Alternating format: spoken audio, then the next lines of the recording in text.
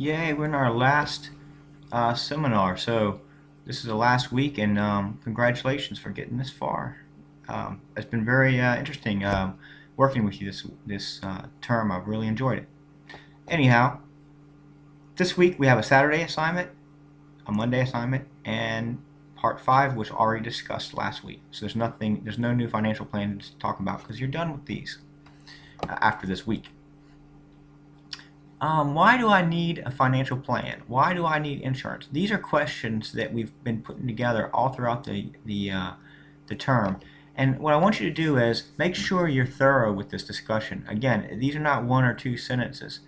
Try to give me a paragraph on each of these, just to be as complete as possible about this, and provide any support that you can. If you have something that you learned about insurance, where did you learn that? That's your support. When we talk about ethics, it says, why is ethics important in financial planning? Remember, ethics is very complicated. There's multiple reasons for ethics. Different reasons that ethics are important are because they impact not just you, but other people too. And they really needs to be considered with as many people in mind as possible. Also, something to consider about ethics is that it doesn't just impact doing the right or the wrong thing, but it also impacts having accurate information. Because when people start manipulating financial information, wherever it is, at a company or in a financial plan, then you no longer have correct information. It's been manipulated and changed. And so how can you make good decisions with information that's not correct? That's one thing that I think people overlook a lot.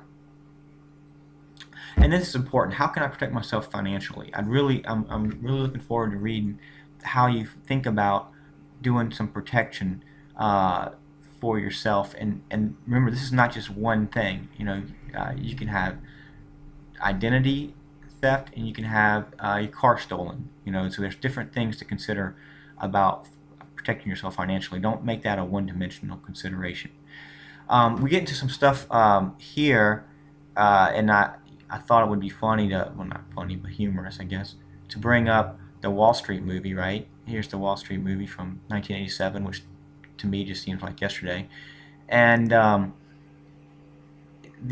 we start talking about ethics, I always go back to some of those things like that movie. We talked about Enron. They talk about Bernie Madoff. So these things are important that you consider it as much explanation and detail as possible. One thing about Bernie Madoff is not only did he go to jail, but people that worked for him went to jail too. And even though they tried to claim, I was just doing what I was told, it wasn't enough. They were still doing things that they knew were wrong. And he even used programmers to change and manipulate dates. And those programmers knew they were doing things wrong, and they told him they didn't like doing it.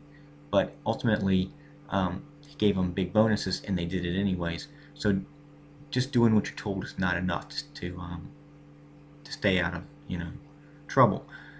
So just something I wanted to consider about that. It's useful too if you understand what a Ponzi scheme is. That might be something that you want to look into. I'm not going to go into that because it would take a little bit of time, but maybe I can provide some information in one of the discussion boards. When you're making decisions, overall health of the economy is something that factors in. So where can you find that kind of information? And I guess the last thing is the Security and Exchange Commission, right? What is that? Who has to follow the Security and Exchange Commission?